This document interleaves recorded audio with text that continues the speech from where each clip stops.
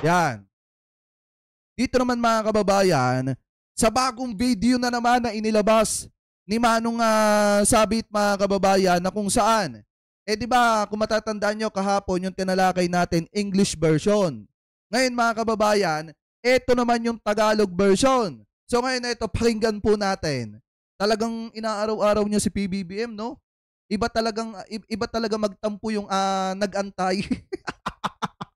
Iba talaga magtampo yung nag-antay. So ito, pakinggan po natin. Mga mahal kong kababayan, nagsasalita ako ngayon hindi bilang politiko, kundi bilang isang Pilipino nagmamahal sa ating bansa. Pero sa bigat ng mga nangyayari ngayon, hindi ko na kayang manahimik. Bakit?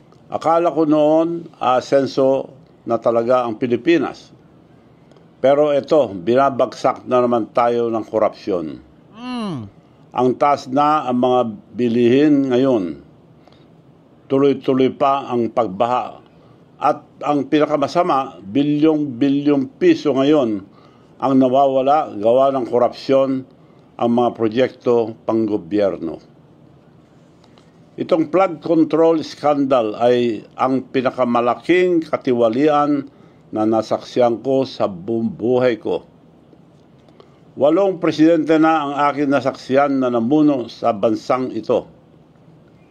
At ngayon lang ako nakakita ng pinakamalaking sabwatan at sistematikong pagnanakaw ng kaban ng bayan. Lalo pang lumala ang pagbaha mula noong umupo ang ating presidente na si Bongbong Marcos Jr. English version niya. Bakit? Dahil wala siyang malinaw na pambansang plano laban sa baha. Walang alam nyo mga kababayan, sa totoo lang, ito organized to eh. Hindi, tingin ko talaga mga kababayan naka-organize to. Biruin nyo etong binabasa niya, ito yung Tagalog version na mga kababayan nung binasa nyo nung nakaraan. Ano po, na pagkahaba-haba din. Actually, umabot yun ng 15 minutes. Ito naman 17 minutes. So ngayon, kung ano yung sinasabi niya mga kababayan doon sa English version, yun din yung sinasabi niya dito. Na kung saan mga kababayan, lumala daw po yung pagbaha, buhat daw nung naging presidente si PBBM. Matagal na nga natin problema yan kahit hindi pa si PBBM yung presidente. Kahit pa nung panahon ni Digong mga kababayan, talagang sobrang tindi na po ng pagbaha. Kala nga natin mawawala yung pagbaha na yan dahil nga mga kababayan may build.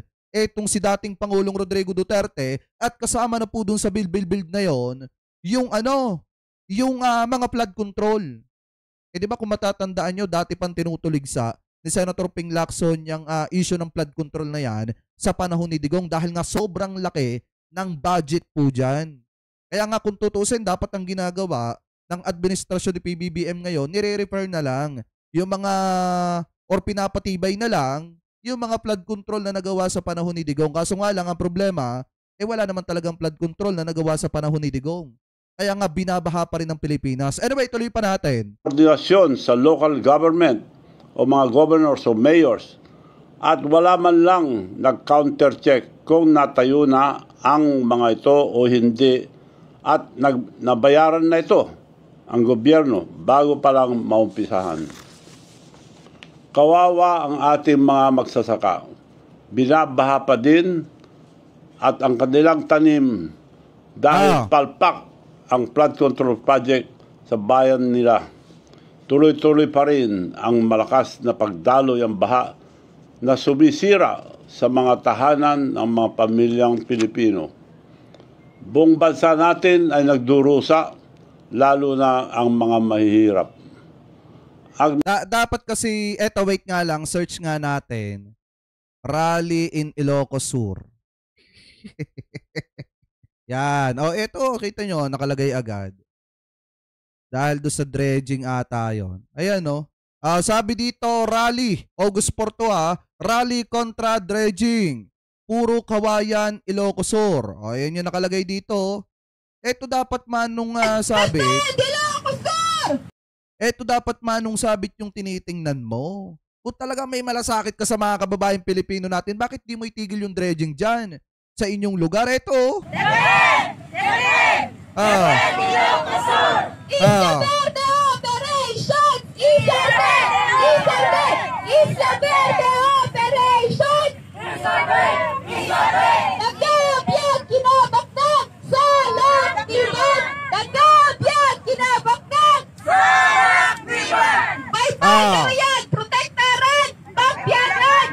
O, di ba kung may malasakit ka talaga sa mga kababayang Pilipino natin, especially do sa mga pobre na katulad namin, dapat dapat pinakikinggan mo to. Dapat itinitigil nyo na yung mga dredging dyan sa lugar po ninyo. Di ba? Kasi merong mga kababayan Pilipino po natin na nagrereklamo. Hindi na rin nakakapagtaka nung bumaba po kayo sa isang rally, kung bakit ganun na lamang po katindi yung galit sa inyo ng mga kababayan Pilipino po natin. Kasi, grabe naman po pala yung ginagawa po ninyo. Dapat ito po yung pinoproblema ninyo, hindi po yung pananatili ng presidente sa kanyang posisyon. Diba, hindi si PBBM. Alam niyo kung tutusin mga kababayan, hindi naman po talaga si PBBM ang problema. Ang problema dyan, yung mga dating politiko, yung mga negosyanteng hindi marunong makontento sa kanilang kinikita. Diba? Yun ang problema dyan. Yung dating politiko na porkit hindi lang napagbigyan sa gusto, gusto na agad patalsikin yung presidente. Matindi po yan, mahirap po yan. Diba? Dapat ito po inaatupag nyo.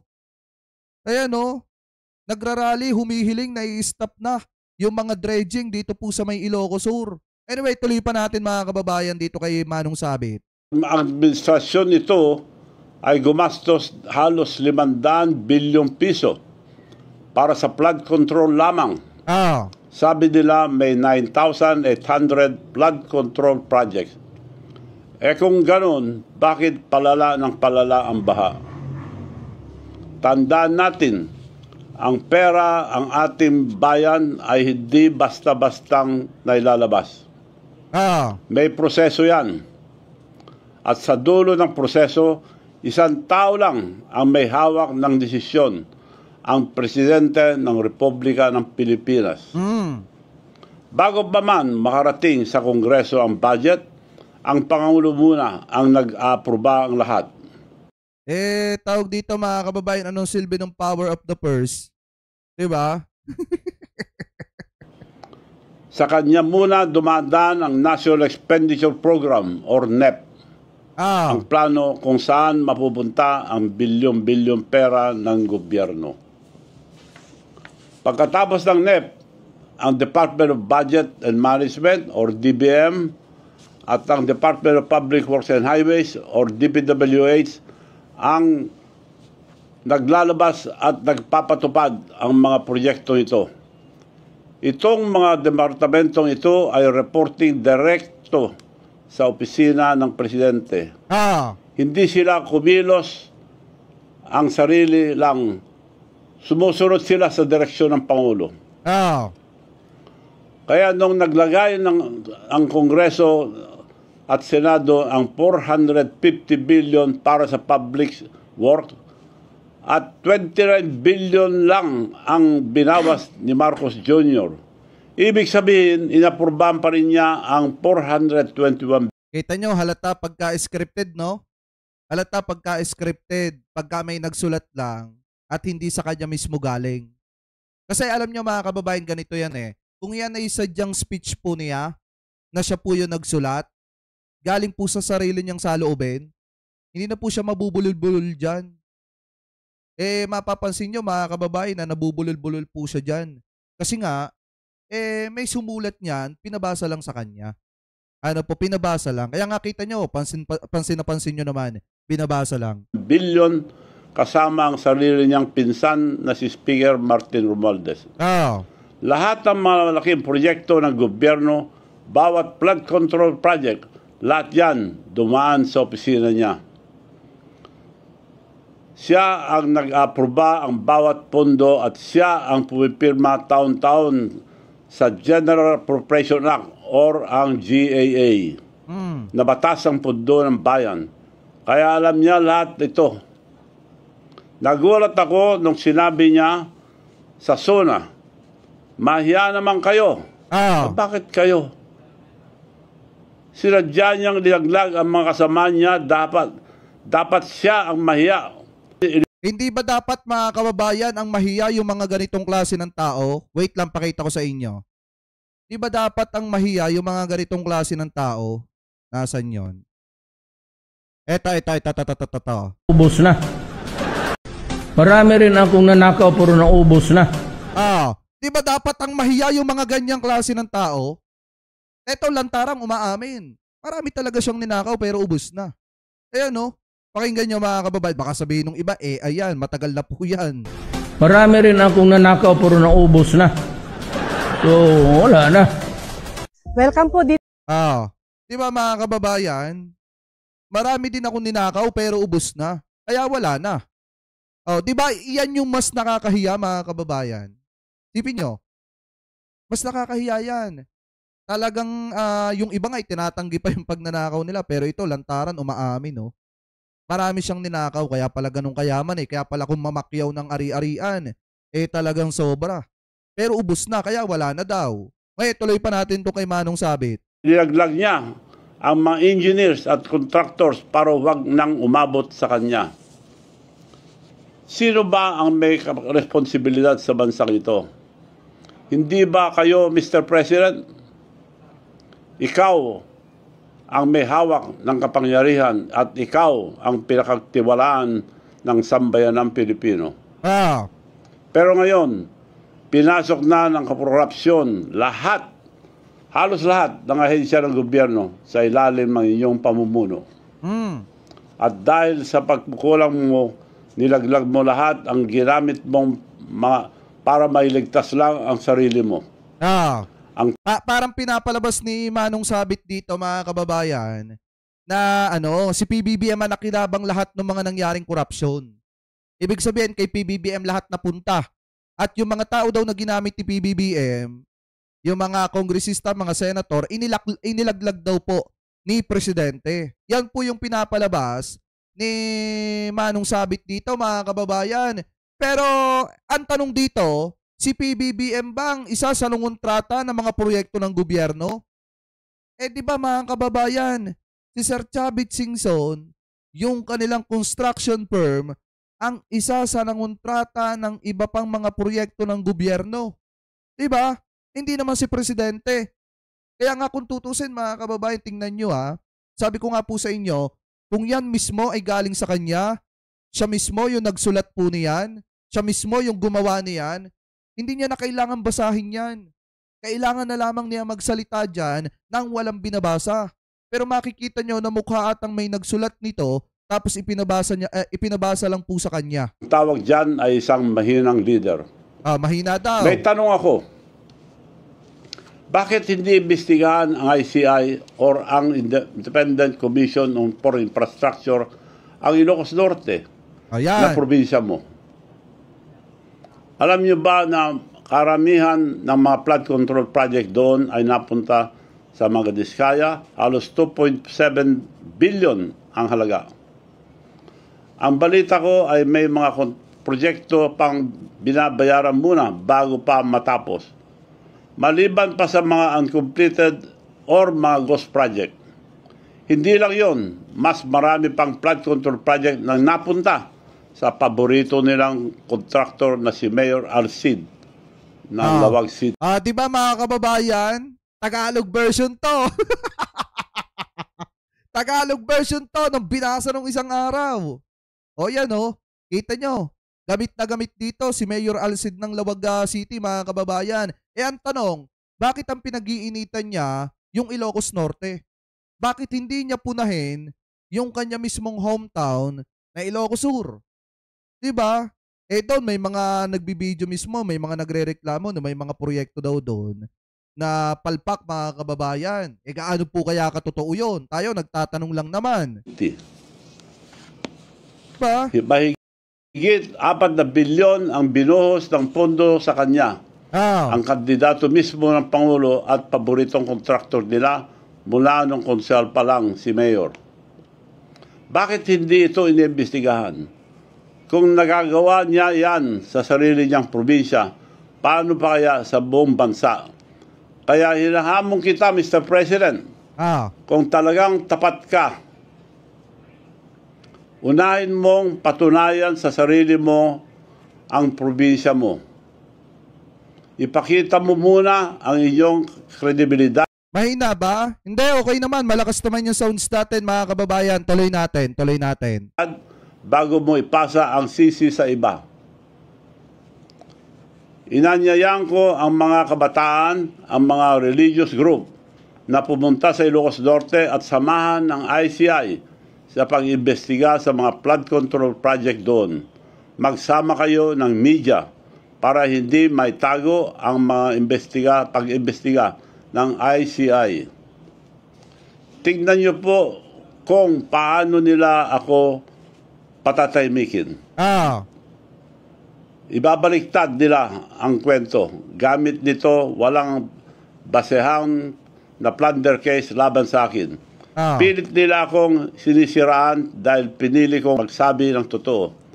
Ang totoo tungkol sa korupsyon na nangyayari mismo sa pinakamataas na pwesto ng gobyerno. Ang paggawa lang nila ay gumawa ng plunder case sa akin para patahimikin ako. Ang nagsampa ng kasong plunder laban sa akin, si Atty. Tilly Cordero, isang abogadong suspendido ng Korte Suprema ng 6 na buwan dahil sa paglabag sa Code of Professional Responsibility ang mga abogado. Pumunta po siya mismo sa aking bahay upang humingi ng pera at binibentahan niya ako ng, ang sabi niya, hotel and resort. 20 million lang, Mayor. Mura yun. Hotel resort. Kako sa loob-loob ko, mura nga. So, pumayag ako, pumunta kami. Nung nandun po kami, nakita ko po na maliit na bahay, 2 kwarto na maliliit. Pagbukas mo, makita mo na ng kama.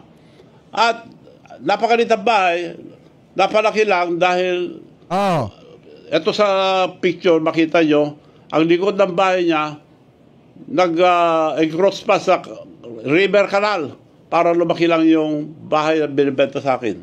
Ang liit, 20 million daw. Hindi ba pangluloko yan? Ganong klase itong babae ito. Pero ngayon, yan daw yung abogado na nagsampa sa kanya ng plunder, mga kababayan. Mukhang may nagpupundo na sa kanya na flood control para lang sirain ako. Ngayon, kaya daw sinasampahan. Ito para maliwanag, mga kababayan ngayon daw. Ito para maliwanag doon daw po sa abogado dito kay Cordero ata yun o Cordera. Atty. Cordera, yung abogado na nagsampa sa kanya ng kaso, mga kababayan, ng plunder, ay may nagpupondo daw po na flood control.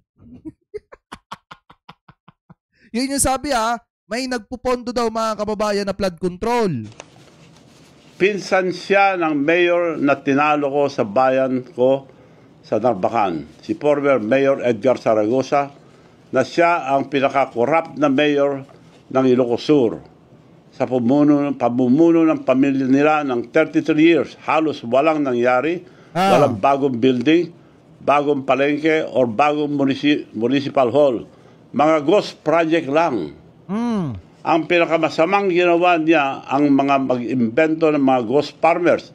Tsaka hindi ba kayo hindi nyo ba tawag dito? Hindi ba kayo nagtataka, mga kababayan?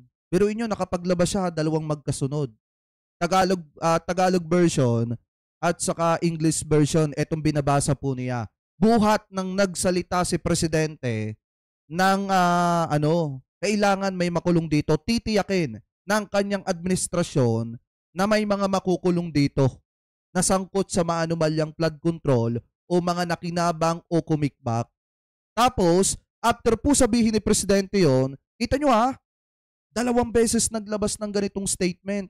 Si Manong Sabit, ano meron? Kinakabahan na ba? Natatakot na ba kay Presidente? Bakit? Dahil titiyakin ba ni Presidente na may makukulong dito po sa issue ng maanumalyang flood control? Titiyakin ni Presidente na maibabalik yung pera na kinulimbat sa kaban ng bayan? Diba, ituloy pa natin. Ang populasyon po, ang bayan ng Narbacan ay 44,000 lang.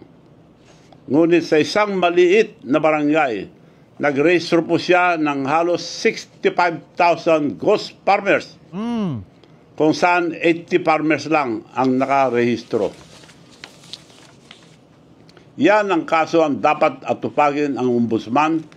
10 years ago, ko pa yan isinampa at marami pa, pero hindi pa rin iniimbestigahan. Bakit itong fabricated case laban sa akin ay tinanggap agad? Ganyan sila. Patahimikin ang mga nagsasabi ng totoo at protektahan ang mga magdanakaw. Kung may mangyari sa akin, ikulong man nila ako o patayin, alam nyo na, gusto nila akong patahimikin. Pero okay lang sa akin. Dahil maniniwala kayo? Maniniwala kayo mga kababayan? May babangga sa isang Chavit Singson? Diba? Ano yun? Sinira si PBBM. Tinira ng tinira si PBBM. Tapos ngayon, sasabihin pag may nangyaring masama sa kanila, may kasalanan.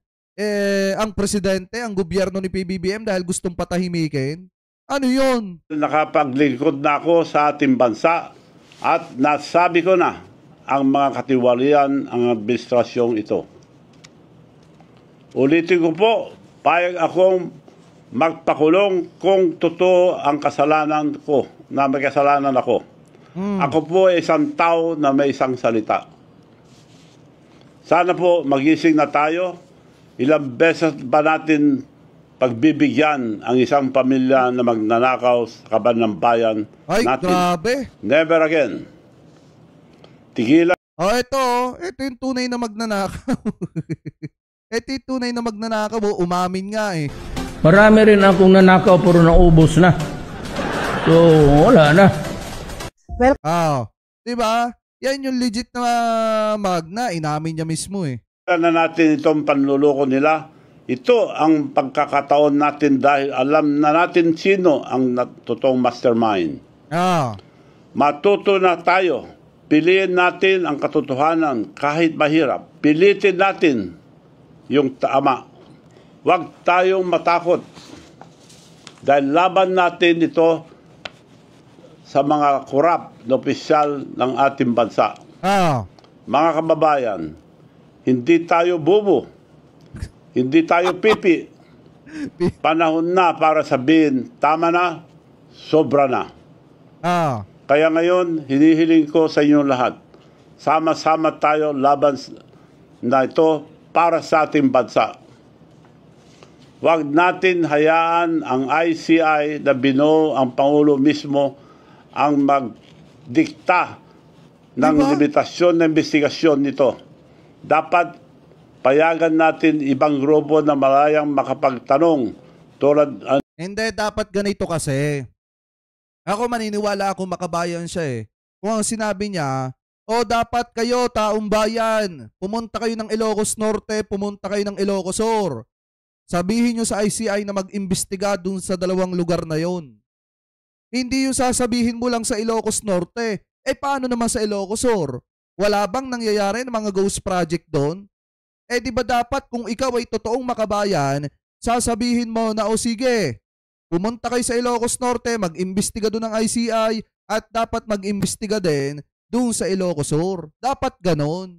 Pantay. Hindi lang doon sa hometown ng presidente, dapat pati sa hometown mo. Tapos sabihin mo na rin na tanungin yung mga kababayang Pilipino natin doon sa Ilocos Sur kung pabor ba sila sa mga dredging na ginagawa doon. Dapat ganon. Ano ang mga nangyayari sa Ilocos Norte? Huwag natin hayaang protektahan nila ang kanilang mga kaibigan, kamag-anak at higit sa lahat, ang Pangulo mismo. Lumalabas na po ang katotohanan. Huwag natin hayaan ang mga nakaupo ang mag-ayos ang problema dahil sila mismo ang may gawa nito. Hindi po darating ang pagbabago kung iantayin lang natin. Kailangan natin itong ipilit, itulak at ipaglaban. Paanong pagbabago mga kababayan yung sinasabi ni Manong Sabit? Pag napatalsik si PBBM at umupo si Sara Duterte, may magbabago po ba? Siguro meron naman. Anong pagbabago yon? Saglip na yung bansa natin paangat na dahil kay PBBM, lalo lang tayong lulubog sa hirap. Yan po yung totoo dyan. Kasi sa totoo lang mga kababayan, paano kaya nila nasisikmura na ipagsigawan sa mundo na patalsikin yung presidenteng nagtatrabaho at yung ipapalit na successor mga kababayan, yung vice-presidente na hindi naman nagtatrabaho. Diba? Baligtad na talaga ang takbo at ikot ng mundo ngayon. Kung sino pa yung hindi nagtatrabaho, yun pa yung gustong iupo sa posisyon bilang Pangulo ng bansa, at yung nagtatrabaho, yun pa yung gustong paalisin. Diba? Kaya nga sa totoo lang mga kababayan, kung sino man po ang nagsulat nitong binabasa ni Sir Chavit Singson, sana nakakatulog kayo ng maayos. Kasi eto, hindi nga kayang basahin ni Manong Sabit ng maayos yung kanyang inihandang kodigo. Diba mananawagan na nga lang sa taong bayan, kailangan may script pa? Una, sa ating magsasaka at manggagawa, ang pawis nyo ay bubuhay sa bayan natin. Kaya maningil kayo ng hustisya. Sawa na tayo sa pangakong paulit-ulit. Bilyon-bilyon na ang nagastos, pero hanggang ngayon, kayo pa rin ang nalulunod sa bukid, sa baha at sa kahirapan. Kalawa, sa kabataan, magkaisa kayo. Mapayapa, ngunit makapangyarihan, pagkikilos na sabay-sabay. Ang kinabukasan nyo ay dinanakaw nila. Sino mga Kaya nagtanakaw? paglaban nyo. Kapag nagkaisa ang mga kabataan, kayo ang magiging pinakamalakas. Alam nyo, sa totoo lang mga kababayan na, ito to be honest, siguro makakahikayat pa ito ng marami nating kababayang Pilipino kung hindi nila alam ang dahilan kung bakit nagkaganito si Sir Chavit Singson. Hindi, totoo yan Siguro makakahikayat pa siya ng marami nating kababayang Pilipino kung hindi nila alam na ang dahilan kung bakit siya nagkakaganito ay dahil hindi nabigyan or hindi na ipagkaloob yung provincial director ng PCSO sa kanya. Kasi di ba gusto nga niyang kuhanin lahat yon, yung posisyon na yon, para ibigay niya dun sa mga kakilala niya. Ibig sabihin para magpalakas dun po sa mga kakilala niya. Ngayon, hindi po na ibigay sa kanya kasi hindi naman po talaga qualified. Mga kababayan, para lamang po maintindihan niyo po hindi po kasi talaga qualified yung mga pinapa-appoint po niya. Ngayon, naghintay siya ng naghintay, mga kababayan, doon sa appointee na yon sa PCSO kasi yun yung hinihingi niya na hindi po naibigay sa kanya, kaya naging antay po siya. At ngayon, tinitira niya na po ang presidente ng paulit-ulit. Lalo na, nung nagsalita si PBBM na titiyakin ng kanyang gobyerno na may makukulong po dito mga kababayan sa issue ng maanumalyang flood control at dito maipababalik yung pera na kinulimbat sa kaban ng bayan. Kapangyarihan na hindi makapigil ang katotohanan. Pangatlo, ang mga politiko, kalimutan na natin ang kulay, kalimutan natin ang mga partido at ambisyon. Hindi na ito tungkol sa politika. Ito ay tungkol sa danggal ng ating bansa. Danggal. Kung kayo maglingkod sa ating bansa, magsalita na kayo ngayon at magsama-sama tayong lahat. Tandaan ninyo, maalala ng bansa ang mga tumindig para sa katotohanan. Ang mga duwag at hindi nagsalita at ang mga sumusuporta sa mga korap ay makakalimutan ang sambayan ng Pilipino. Pangapat, sa ating pulis at sundalo, nanumpa kayo na ipagtanggol ang Republika, hindi mga korap na politiko. Kapag ang mga tao ay nagprotesta ng mapayapa, ang tungkulin nyo ay protektahan sila, hindi pigilin. Ayon mismo sa ating saligang batas, Section 3, Article 2, civilian authority is at all times supreme over the military. The Armed Forces of the Philippines is the protector of the people and the state. Malinaw, hindi kayo protektor ng Pangulo at kanyang korap na gobyerno. Hindi naman din sinabi ng presidente mga kababayan na, Kayo mga kasundaluhan, kayo mga kapulisan, protektahan nyo ako. Wala naman kasing sinabing gano'n ng presidente. Ano ba lagi sinasabi ng presidente? Protect the Filipino people. Yan po yung sabi lagi ng presidente, mga kababayan. Wala naman sinasabi si PBBM na, protektahan nyo ako. Protektahan nyo yung mga kurap na congressman, mga kurap na senador. Yung mga kurap na nagtatrabaho sa gobyerno. Wala naman sinabing ganun si PBBM. Ang laging sinasabi ni PBBM, ayusin ninyo yung trabaho ninyo, protektahan nyo ang mga kababayang Pilipino po natin at ang bansang Pilipinas. Kayo ang protektor ng taong bayan at ang ating bansa. At panghuli, sa sambayanang Pilipino, magising na po tayo. Huwag na nating hayaang ilibing muli ang katotohanan.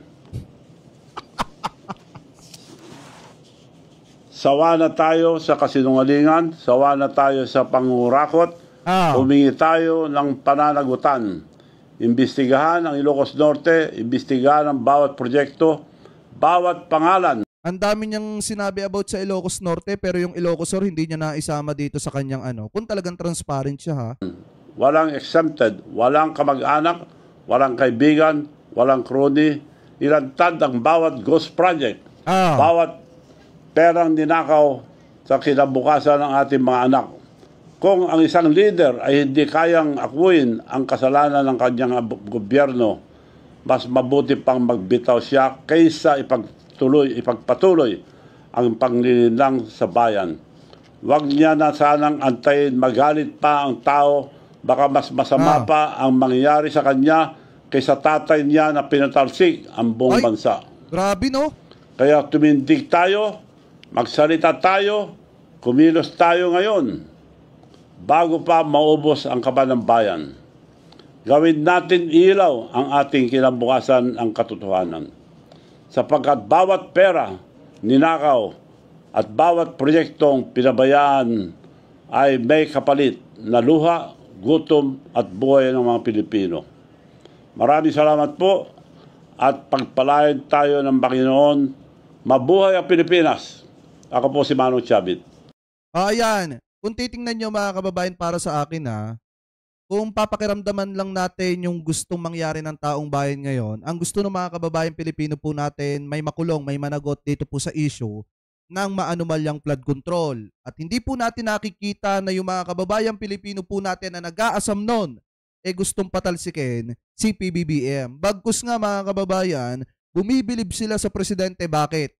Dahil handang itaya ni PBBM ang lahat, may managot lang dito po sa nangyaring korupsyon o nangyaring korupsyon na matagal na ngayon lang nabuking sa administrasyon ni PBBM patungkol po dito sa mga proyekto ng gobyerno. Nagkataon lang talaga na nakita ng Marcos administration ay itong matinding korupsyon dito sa flood control.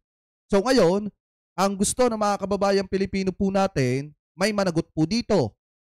So paano natin mapapapanagot mga kababayan yung mga sangkot at dapat managot dito po sa isyong ito kung patatalsikin natin yung presidente? 'Di ba? Kung susundin niyo ang panawagan ni Manong Sabit. Alam naman natin mga kababayan kung sino yung mananamasa at kung sino yung makikinabang at kung kaninong kapakinabangan kapag napatalsik nila ang presidente at nagtagumpay po sila. Kapakinabangan ni Sara Duterte, kapakinabangan ng mga kaalyado ng mga Duterte. At sino ba yung isa sa mga kaalyado ng mga Duterte? Di si Sir Chavit Singson. Baka yung mga hinihingi niyang posisyon sa gobyerno maibigay ni Sara ng ganong kadali. Kaya siguro atat na atat sila na patalsikin etong si PBBM mga kababayan sa pagkapangulo ng Republika ng Pilipinas. Pero hindi naman po hahayaan yan ng taong bayan. Gaya nga po ng paulit-ulit kung sinasabi, nagustuhan ng taong bayan yung ginawa ni PBBM na pinangunahan, na imbestigahan ito pong anomalya sa flood control mga kababayan. At natuwa din ang mamamayang Pilipino nung nakita nila na nagsasapubliko ng kanilang mga salin yung mga politiko. Pasalamat nga si Manong Sabit dahil hindi siya politiko ngayon. Dahil kung politiko siya ngayon, dapat ipakita niya sa salin niya kung paano lumobo ng ganong kalaki ang kanyang yaman. Mga kababayan, ano po? So kayo, Mga kababayan, ano po masasabi ninyo hingil po dito sa Tagalog version ng statement o yung binasang letter ni Chubby Chingson na kung saan ang dulo sa kanyang binasang script, mga kababayan, dito ay patalsikin si PBBM katulad daw po na nangyari sa kanyang tatay. So comment below na lamang po kayo kung ano po masasabi ninyo hingil po dyan.